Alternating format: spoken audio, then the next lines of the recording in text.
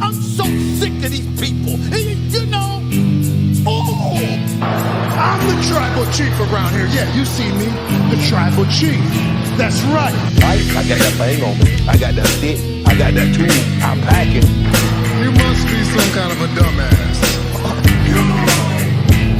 And I will never retire. You know, this aggression will not stand, man. Now get that garbage out of here! It doesn't matter what you think. It's still real to me, damn it!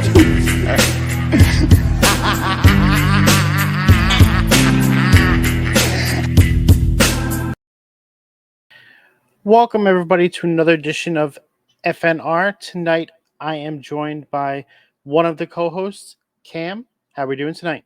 Yo, what's going on, man? I'm doing pretty good tonight. We got Alan to chat with her Dixosaurus Rexes. Love it. So, let's see. We're going to talk about football. We're going to talk about Smackdown. What do we want to start with tonight? Do we want to start with the hot show that we just watched and run that down real quick? Or do we want to talk about the great weekend that we had this past weekend in the NFL? I think we could start with we start off hot. We could start off with the great show we had tonight with Smackdown. All right, man. This was just top to bottom, probably one of the more complete shows I have seen for SmackDown in the last, I want to say, 2 months or so. Because lately I feel Raw has been the better show out of the two, but they stepped up their game tonight with SmackDown. Absolutely. You know, I was thinking about it too, and I'm just like, man, it's almost a shame, you know, that this wasn't the go home episode for Royal Rumble. Right? I think this would have been a perfect go home episode for the Rumble. Because everything on it just set the bar for what we expect to happen and how we expect it to happen. Absolutely. I totally agree with that. So we're going to do a little bit different format than what we normally do. Normally we'll run down the entire show. This time we're going to talk about the matches first. So let's start off with the the Latino World Order versus, as I think Corey Graves called them on commentary, the Legado World Order. Well, okay. I like that. So we essentially had two LWOs going against each other. What did you think of this match? Man, I thought this was a very, very luchador centric kind of match. It's what you would expect from these six competitors, but I definitely liked it. The one thing I could say about Legado V2 is, you know, I think it's a great trio right now. But I feel like they're missing something right now. I feel like they're missing like another female valet or something like that, something that's going to really complete the group or whatever. But Santos right now, I think, is really hitting his stride. You know, he's just better as a heel. You know, his time as a babyface just felt kind of off. It felt as off as when you have Orton as a babyface. Like, it just doesn't feel right. You know, he feels more. It just seems more him when he's a heel. You know what I mean? So, but I definitely like More this match natural though. for him. Right. If it just seems more natural. He seems to be, you know, a natural heel, as they always say. But I thought this was a great match, though. A great way to kick off SmackDown. The way that these guys have stepped up their game in the last couple of weeks between NXT, SmackDown, and just showing what they could do. Wild, and I can't think of the other guy's name right now. Del Toro. Del Toro. Like, they just are amazing. What they pulled off on NXT a couple weeks ago was unbelievable.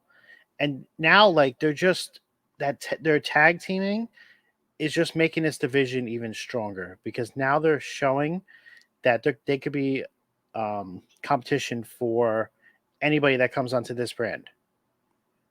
And I feel like we're going to be getting back to the two tag team belts. I feel they're going to be split into titles. Oh, yeah. And because you could see how strong and stacked both divisions are. and that between SmackDown and Raw, and it's just making for a better product because the tag team is where it's at. Like, I know this was a 6-man tag because you had Carlito involved, but just them two, and then even Umberto and Angel together as a tag team. It's just this division is getting so good right now. Got to give credit to Triple H for that too as well, because I think that's what he's trying to do. He's really trying to rebuild and reconstruct the tag team division. Because like after the Usos broke up and they're kind of doing their own things, whatever. There's kind of like a hole. There's kind of like a void that has been left in the tag team division, because they were pretty much like the division leaders, so to speak. So with them gone, with them not being a tag team anymore, right now, there's a big hole right there left from them not being a tag team. So he's building the tag team division back up, and he's really highlighting these guys. But I do agree with you on that, though. Del Toro and those guys, they definitely stepped it up and showed me something. Like, they're definitely hitting their stride right now as a tag team. So I'm loving it. And like I said, I think that's what Triple H wanted to do specifically for this SmackDown, because we saw a few tag team matches, but I think that's what he wants to do. He was trying to put a spotlight on the tag team division to try to rebuild the tag team division. The way he sees fit. So I'm liking it so far. Definitely want to see just one set of two tag belts instead of one Raw, one SmackDown. Just have one set of tag belts, and I think the tag team division would just be stronger together that way, in my opinion. Eh, But That's what I've wanted, and that's what I feel that they should do, but they haven't done it properly between it. Because you don't see Judgment Day going over to SmackDown and defending the belts over there. Like, we haven't seen Judgment Day on SmackDown in how long? The last time we saw them was when people were complaining, "Oh, they're on every show. There's no burn split, blah blah blah." Like, it's so I feel that they are going to split the belts again between and have two sets, just because of how he's built up the division. And we're going to talk about two more tag teams in the next match. So let's head over to that. You got Pretty Deadly versus Tyler Bate, and the return of the Bruiserweight, Pete Dunne. Yo, this was my favorite moment of the night, honestly, because like it this is something that should have happened a long time ago, but I'm so glad that this finally happened, because he's finally gotten rid of the scrappy dude, newspaper boy gimmick that he had for so long. I mean, make no mistake about it. He went with it and ran with it for a while, with the Brawling Brutes or whatever, and he made the best of it or whatever. But the Bruiserweight Pete Dunne is just so much better. So this was great, and how well him and Tyler Bate worked together. Finally seeing Tyler Bate on the main roster. The dude's been on the on like NXT UK and NXT for so long. It's great to see him finally getting some shine on the main roster. I mean, the Bruiserweight is amazing to get back. I've marked out when his music hit and it said Pete Dunne on the screen. Like, I marked out. I love it. I've been calling for this for the last probably like 6 months or so. I do like how they did it, though. They didn't do it overnight. They planted the seeds and had you thinking. Shadow mentioned to me earlier tonight he wishes that they waited till the Rumble for it to happen. My response to him was, I feel it would have got lost at the Rumble, because everything is the focus on the Rumble. You're not going to worry about what music the person comes out to. So I think it was smart for them to do it here, especially after the vignette that they did last week at the coffee shop or wherever they were, and you had Tyler Bate convincing Pete Dunne essentially to come back. This match, phenomenal.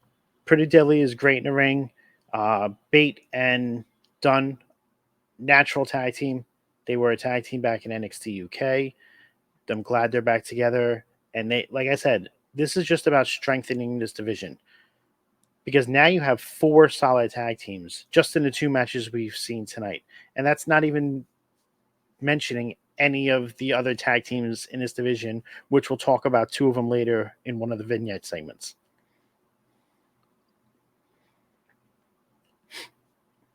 Anything to say on that? Oh yeah, no, just yeah, I agree with you. I agree with everything you're saying. Yeah, they're just strengthening the division.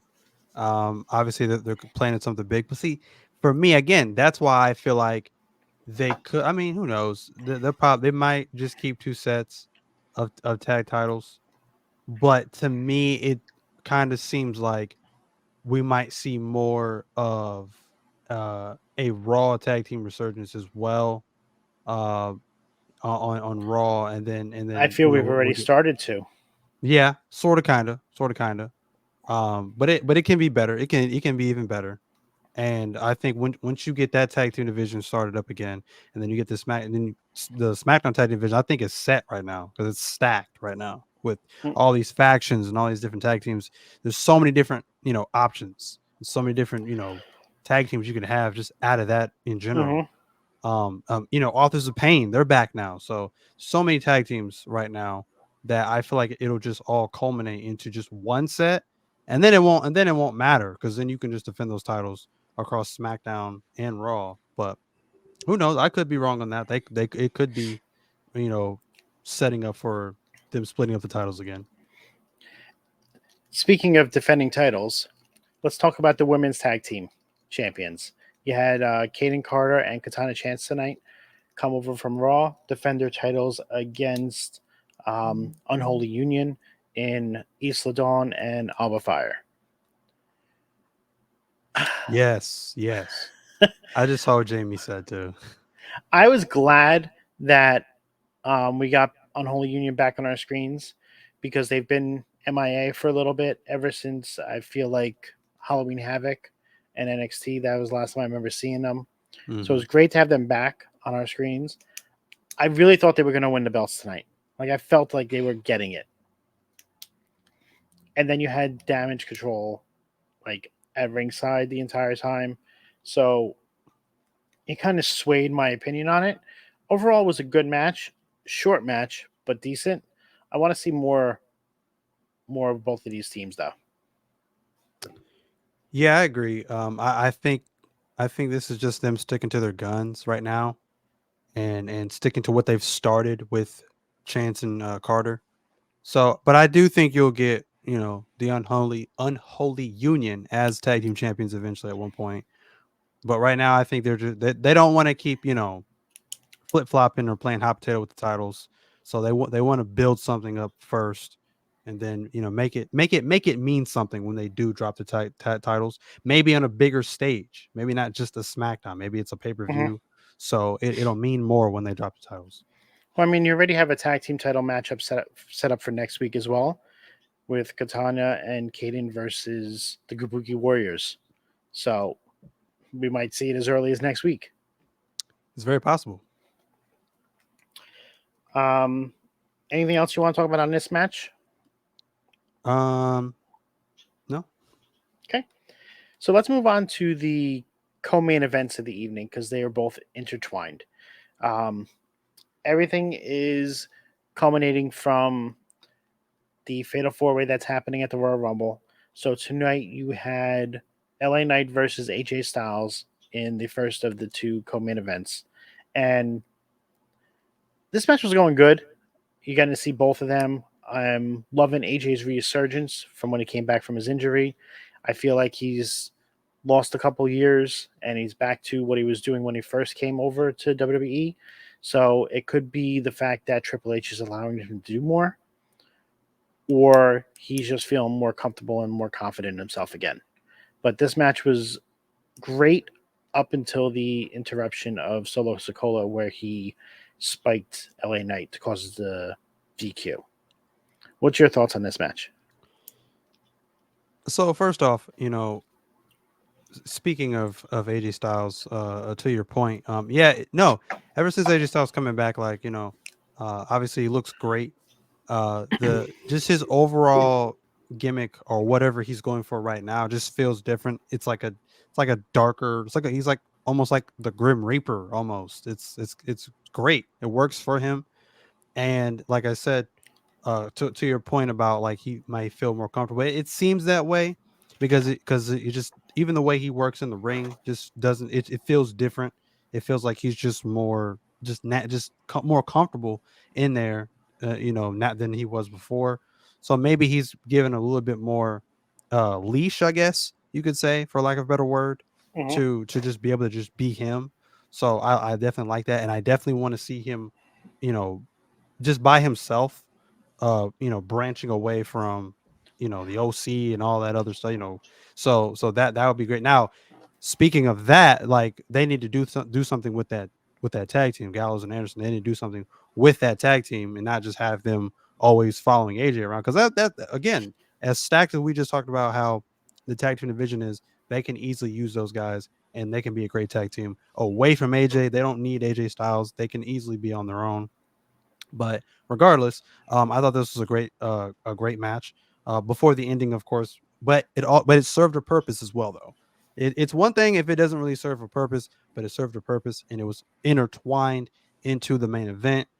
Uh, I got to say something about Solo as well. I know I'm kind of jumping the gun a little bit, but I got to say No, something go about ahead. Solo as well. Continue.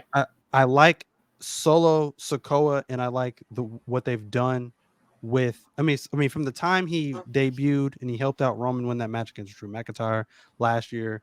You got to think about the progression he's gone through. So we saw the Solo Sokola version of him in NXT, and he was a little bit different from everybody else. And then they brought him up to the main roster, and then he went through the whole like silent sort of bodyguard or enforcer of the bloodline, and then he was like doing the whole like Umaga thing, paying homage with him to him with the Samoan Spike. Now it's more so you're seeing his evolution again. So now it's more he's talking more. He like there was a backstage segment that we'll get into later on, and he stuck up for Jimmy. Like he's being more involved in it. I think I mentioned this before on Friday Night Review how we're seeing the bloodline story progress as if it was like episodic or it's like in seasons.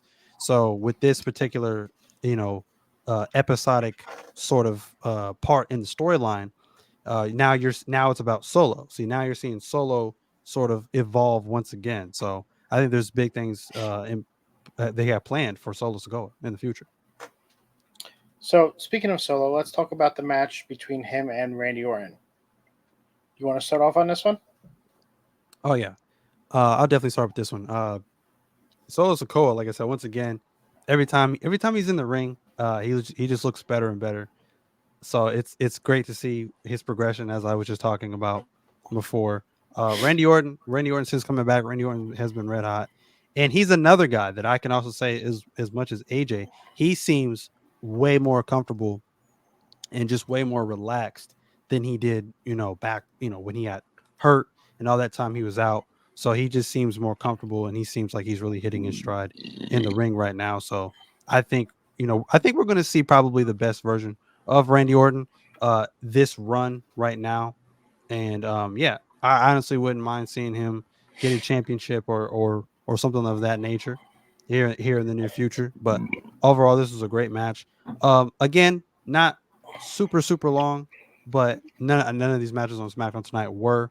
But I thought this was a great match. I love the ending too. Roman coming out and kind of ruining the match at the end, and then of course, then signing the contract that he was supposed to sign earlier on in the program, and then he signs it, and then disrespectfully just drops it at Nick Aldis's feet. Like I love that. Love the spear counter into the RKO, and then giving Randy that whole ending moment to close out SmackDown. So overall, great match. Yeah, I mean, just the way that um, the mood and the feeling changes when Roman gets in that ring now. Like, as much as people hate him and are saying, oh, he's not a great champion because he's never there. But when he's there, it feels like a huge fucking deal. And that's what you want. And that's what WWE has created with him. you didn't get that sense with Brock when Brock was a part-time champion. Brock showed up, beat your ass, and walked away. Heyman is what kept that story going when Brock wasn't there. Roman just I can't think of the right word right now. It's just slipping my mind. He captivates the entire audience the minute he steps out. Yep. Because when his music hit, the whole crowd was ready for him. And then when Heyman came out in the first segment, you felt that crowd get deflated. Yep. Like, and I'm tying this starting into our vignettes and our backstage segments. So we're going to be talking about the contract signing because that's what opened the show tonight. So just the way it is, and then the way the crowd felt deflated when Heyman came out, and then Heyman takes over. So it's like, it's a totally different aspect of the bloodline when Roman is there as to when it's not. Yep. And Mike is right. He commands attention. Yep. Like, it's just like he demands your respect. But it's not that he demands it. He's earned your respect as well. Yes. Everything he's done over the last, it's now 3+ years because he won it in August of 2020. And people are like, oh, I don't want him. I want him to lose the title.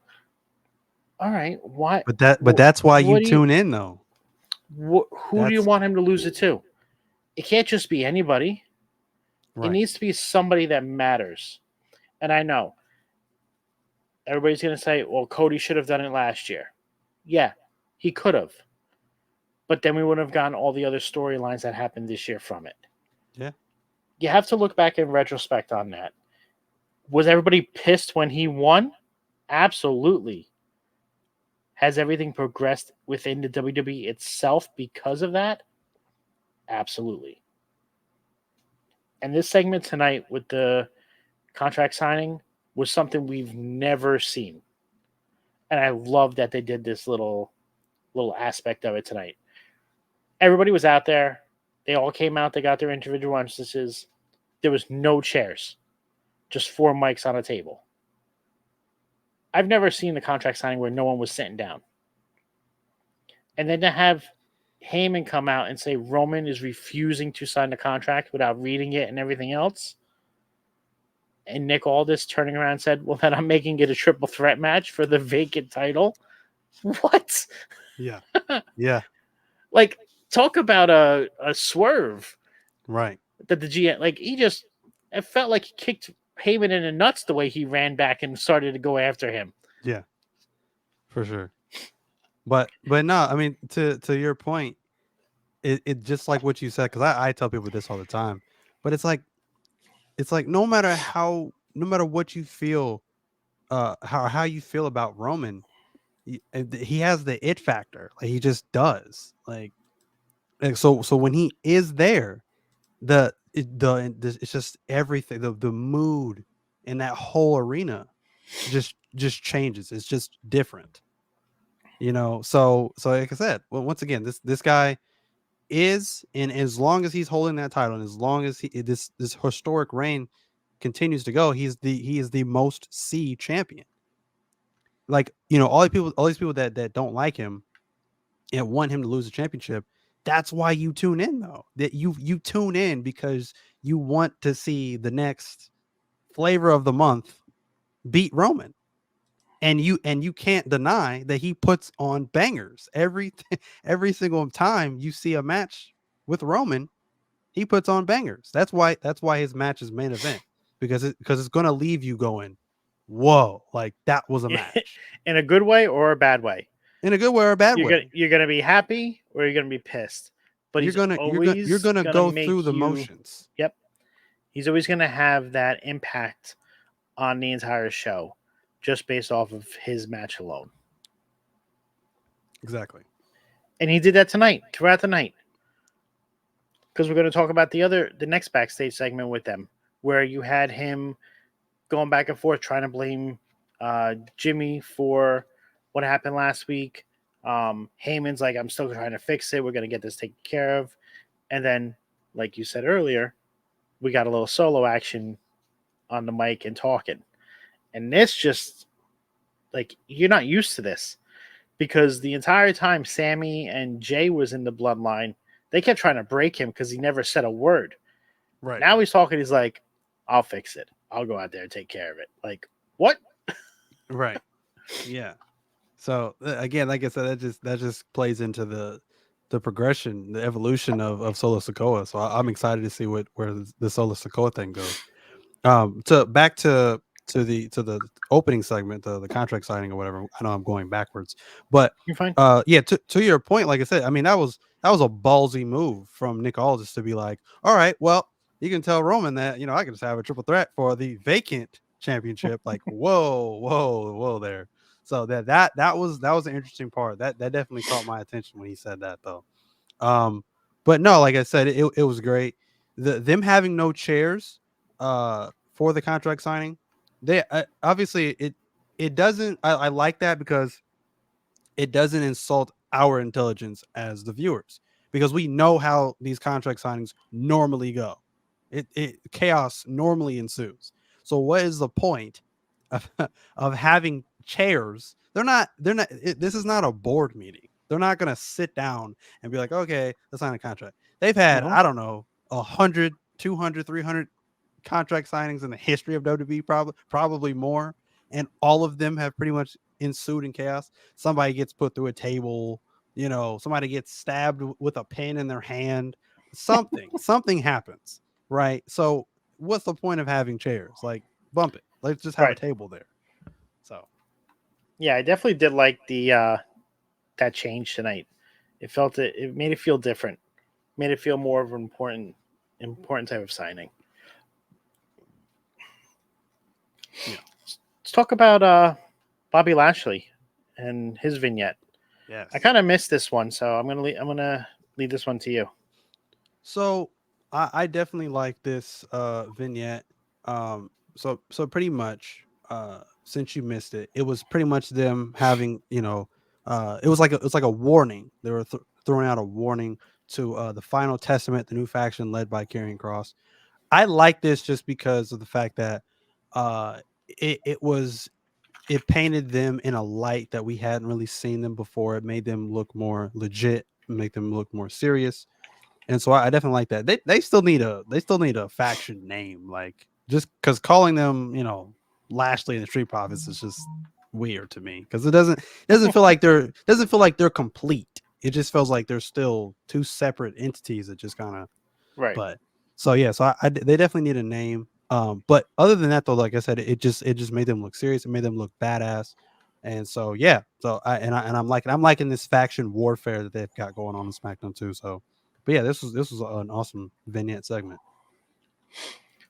I'm loving the Final Testament. Like Yes, I'm just loving everything you're doing yes. with this, the vignettes, the videos that Cross is putting out, even on his Twitter. If you don't follow him on Twitter, you need to because he keeps dropping videos on there and it's all tying into the story. Like the way that WWE has done lately with on Twitter and on social media and tying it into all the stories, you need to pay attention because eventually something's going to happen and it's going to happen on there and you're going to miss it. So my suggestion is if you're interested in something, follow the people that are involved in it on Twitter, on Instagram, someplace, because then if you don't, you're going to miss stuff. You know what that tells me too? That tells me that he's really starting to have fun with what he's doing right now, and I'm glad for him because I like Karrion Kross. I'm a Karrion Kross guy. I always have been. I've liked him since he's come back, and when he feuded with Drew McIntyre.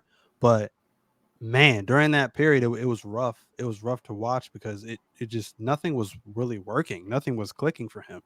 So this faction to me is just like they finally found something for him to just make it work. So I'm glad for him. And I honestly would want to see them after this is done. I honestly would want to see them feud with Judgment Day. I just think that's perfect. Mm-hmm. But yeah, so I'm loving the Final Testament. Just yeah, everything about it is just And that's how awesome. that could be how the belts split is you have AOP take the SmackDown titles back and bring it back to SmackDown. I like that. I like that. It's very possible. Um, I like it. After this, we had the Final Testament agree to meet them next week face to face. So we're going to have the confrontation between the Almighty Prophets and the Final Testament. That's really what their name should be, Almighty Prophets. It works. It's perfect. Yeah, yeah, it Um, works. And then you had Carmelo Hayes talking with Kathy Kelly in the back and be interrupted by Austin Theory and Grayson Waller.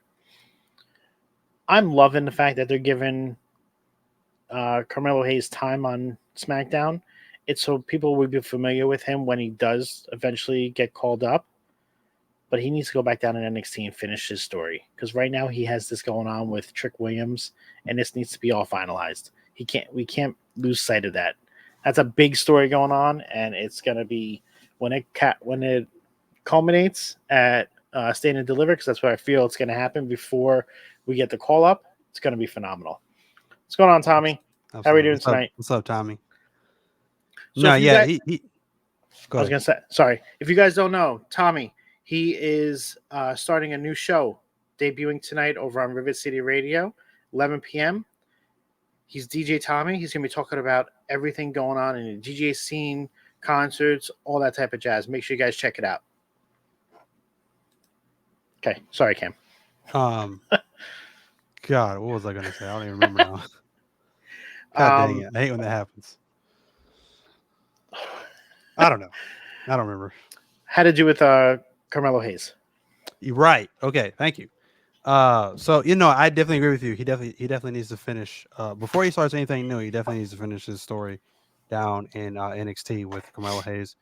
The one image that I can never get out of my head when I think of them two is when I think NXT was going off the air and they were like in like mid hug and Carmelo Hayes' like face like in the camera was just like this mean nasty face that he was making.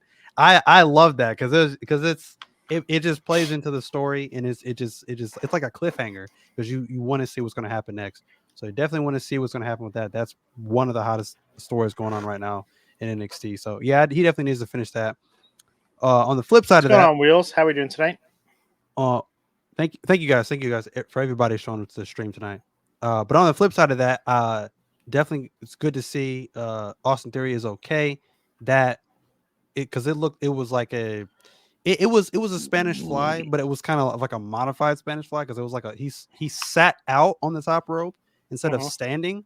So I think that's where he kind of like miscalculated because I think like his momentum kind of just carried him over the top rope too quickly. So it's good to see that he's okay because that looked pretty nasty. But yeah, they're like mini feud, I guess, is going to continue next week. So we'll see what happens with that. And the only other segment that we haven't really touched on yet was the KO show with Logan Paul. Oh my God, Logan Paul. It's like he's getting worse on the mic. I can't believe I'm saying that, but it's like he's getting worse. Tonight was not good. It's bad. It's really bad. I don't know if it's him and them allowing him create a freedom to say what he wants. I think so. Or if they are writing for him and it's just he doesn't know how to deliver what they're writing. Could be a combination of both. Yeah. But the best part of this segment was when KO was taking off the brace saying, "Oh, I'm not going to have this Royal Rumble. Our fight will be fair." Turns around and Logan Paul knocks him down, knocks him out. And then KO just gets right up. Logan sold that too. Like he took the shades off. He's just like, what? Cam's getting a lot of love tonight with his beard. Yeah, I just got a haircut. So thank you, Will. Yeah, that segment, that's what made the segment for me. Yeah, there's really not much more to get out of that segment. For sure. Yeah. Anything else we want to touch on SmackDown before we move over to the NFL? I actually forgot one thing. Okay. To the women's tag team title match. Yo, Isla Dawn and Alba Fire, yo, their entrance theme is badass. Like that's sick. That's dope. That's that's my favorite entrance right now, right? Like that's badass. My favorite entrance is not within WWE right now. If I'm going off of the women's division, my favorite entrance would have to be Julia Hart with AEW. Yeah. Okay. I feel you on that one too. After Yeah. after seeing it live, yeah, Yeah. it's just awesome. Yeah. So, some programming notes before we let you know where you can find us. Like I said earlier, right after this show over on Rivet City Radio, you're going to have DJ Tommy talking about the nightlife and all the different things going on in his area, talking about what you can expect, concerts, so many different things.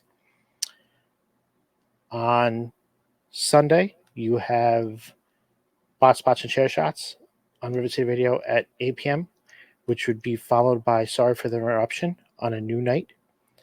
Mondays, you have on a new night as well, you have the Table Spot following Monday Night Raw. And then on Tuesdays, you have NXT on tap following the NXT episode right here on Rivet City Radio. That being said, Cam, where can we find you?